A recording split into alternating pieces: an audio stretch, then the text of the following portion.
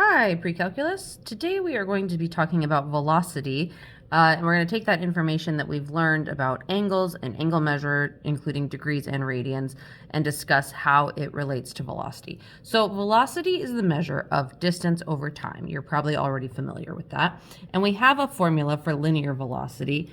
It is V is equal to R times W, where V is the linear velocity. R, and I hate how my V's and my R's kind of look the same, but R is the radius, and W is equal to, I should just put that there, but W is our angular velocity.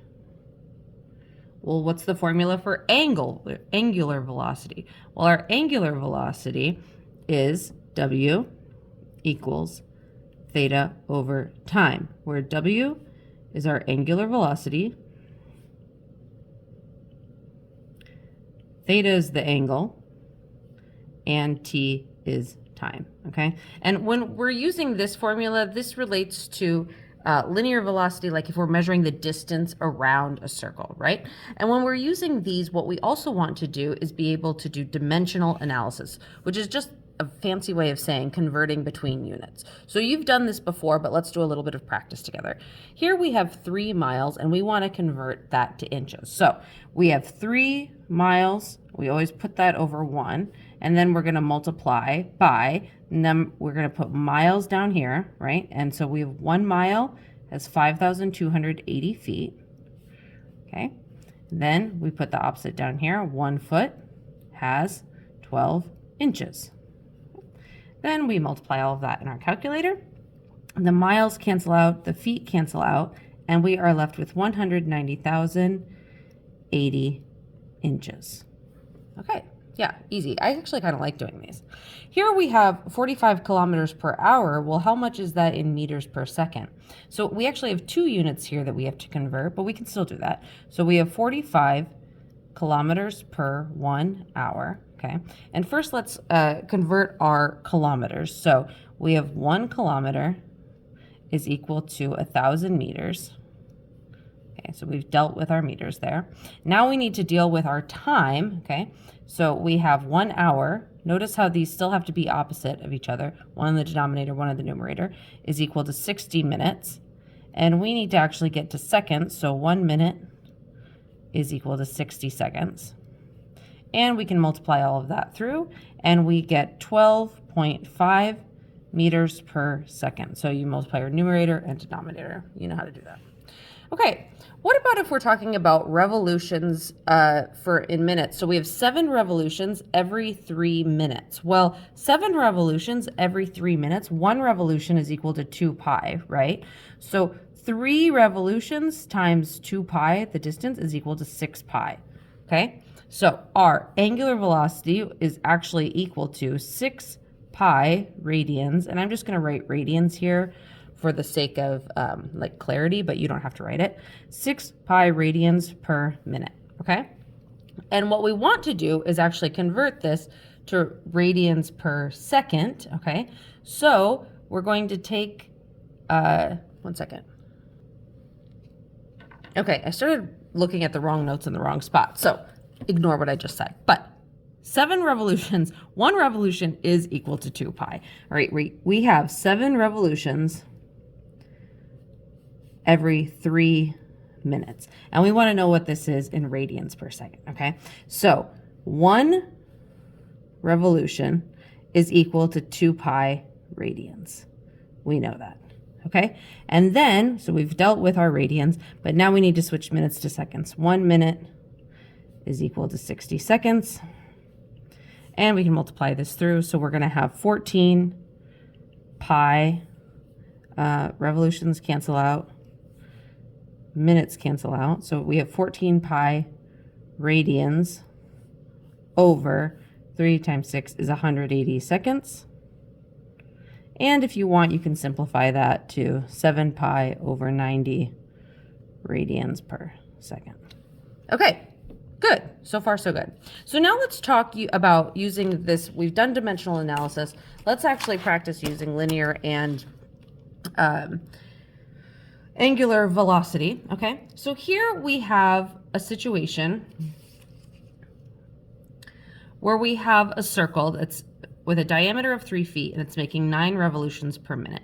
We're asked, what is the angular velocity and what is the linear velocity? Okay, so our angular velocity, you remember, this formula is equal to theta over time, right? So, and for this, we know if it's making 9 revolutions, right, that 9 revolutions times 2 pi, because that's 1 revolution, is 18 pi. So our angular velocity here is going to be 18 pi per 1 minute. Okay, great. We found our angular velocity. What is the linear velocity? Well, we remember that our linear velocity formula is equal to, I got to rewrite this down, radians, or not radians, the radius times the angular velocity. So our linear velocity is going to be equal to 3 times 18 pi, right? Which is in 18 pi, I guess this is in, anyway, over 1. And that 3 is in feet, okay? So this actually is going to convert to 54 pi feet per minute, okay? All right, so this is that 1 minute down there. Good? All right, let's do another example. Here we have a circle that's making 5 revolutions per minute. What's the linear velocity in miles per hour? Well, the angular velocity is going to be equal to 5 times 2 pi, so it's 10 pi radians per minute, okay? And then the linear velocity, which is equal to 12, is just going to be equal to, I guess I can do it like this, to 12 times 10 pi. So that's going to be 120 feet per minute. But we want to convert this to miles per hour. So we have 120 feet over 1 minute. And let's convert, we've got 5,280 feet in 1 mile. And then here we've got 1 minute is equal to 6. Oh no, that's not what I want to do. So I've got that, and then I want to do a 60 minutes because I'm going to hours. I was trying to go to seconds on accident. 60 minutes is equal to 1 hour. Okay, so minutes cancel out, feet cancel out, and if I multiply this through and I divide, I end up getting 4.28 miles per hour. Okay. All right, here. A point on the rim of a wheel with a diameter of 2 yards has a linear velocity of 100 feet per second. Find the angular velocity in radians per second and the number of revolutions in a minute. Okay, so let's first draw our circle here. We've got our circle and we've got a diameter of 2 yards, okay? So the linear velocity, V, is 100 feet per second. Okay, and we actually want to find the angular velocity. What we need to do first is convert this 2 yards is going to be equal to 6 feet, right? Because there's 3 feet in a yard, right? So our angular or our linear velocity is equal to the radian or to the radius times the angular velocity. So we know that in this situation, 100 is going to be equal to 6. Since we want to have the same units here. If this is 100 feet per second for our linear velocity, like all the way around, then this needs to be in feet also. So 100 equals 6 times our angular velocity. So we can divide both sides by 6. So we get our angular velocity is equal to 16.67 radians per second, right? We know this is still in seconds because we are dealing with this, and we want to know how many revolutions that is in a minute. Well, so that means I can write this as, and I'm going to still just use this fraction for simplicity's sake, 100 radians per 6 seconds. And I could have written that as just this fraction, but as you can see, like with the 0.67, it's kind of messy, is equal to, well, let's first convert radians. 2 pi radians is equal to 1 revolution. And then, so we'll be able to do our revolutions. Now we need to convert to minutes because we're doing revolutions in a minute.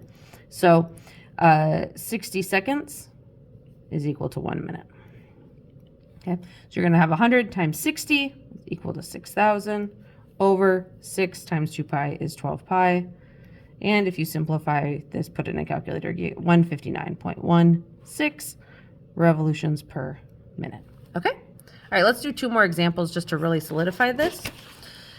A bike has a front wheel with a diameter of 40 centimeters and a back wheel with a diameter of 60 centimeters. Through what angle in radians does the front wheel turn if the back wheel turns through 15 radians? Okay, so we've got a bike that has 2 different size wheels, okay?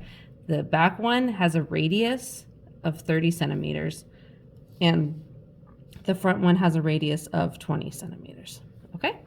All right, so they have the same linear velocity, right? Because they're moving together, because it's a bike. It's a bike. This is the seat. Anyway, they have the same linear velocity, and we remember our formula for linear velocity is equal to the radius times the angular velocity. Well, the angular velocity, so if they have the same linear velocity, that means this is equal for both, right? So the back wheel is turning with 15 radians. That's our angular velocity, and we want to know what is the angular velocity of the front wheel. So 30 times 15, the angular velocity of the back wheel, is equal to 20 times the angular velocity of the front wheel. So this means that 450 is equal to 20W. Divide both sides by 20. We get that the angular velocity is 22.5 radians. All right, kind of a fun problem. Finally, a bicycle with a circumference of 87 inches has an angular velocity of 20 radians per second. What's the linear velocity in miles per hour? So we've got a bike. This is just one bicycle wheel. We're not doing the entire bike. That's crazy. With a circumference, so C equals 87, which is equal to 2 pi r, right? So we want to know the linear velocity, again, is, and the angular velocity, W, is 20 radians per second, okay? So radians is going to be equal to 87 over 2 pi, or not radians, our radius, sorry. Our radius is equal to 87 over 2 pi. And our linear velocity is going to be equal to 87 over 2 pi times 20. Okay, these are going to cancel out. So we're going to get 870 over pi. And this is going to be in, since it's inches and seconds, it's going to be in inches per second. Okay, and that's important because we want to know what is it in miles per hour. All right, so we're going to say 870 inches per pi seconds to, so we've got 12 feet, or 12 inches. Why did I write foot there? Okay, we've got 1 foot is 12 inches, right? And so that deals with the inches. And then we want to deal with, we've got 5,280 feet is 1 mile. Okay, cool. We've dealt with our distance. Now we have 60 seconds to 1 minute, then 60 minutes to 1 hour. And that deals with our time. So if you multiply all of this through, we get 15.73 miles per hour. Okay, not too bad. Hopefully a lot of familiar stuff to you. Any questions you have, please bring them to class, and I'll see you then. Bye.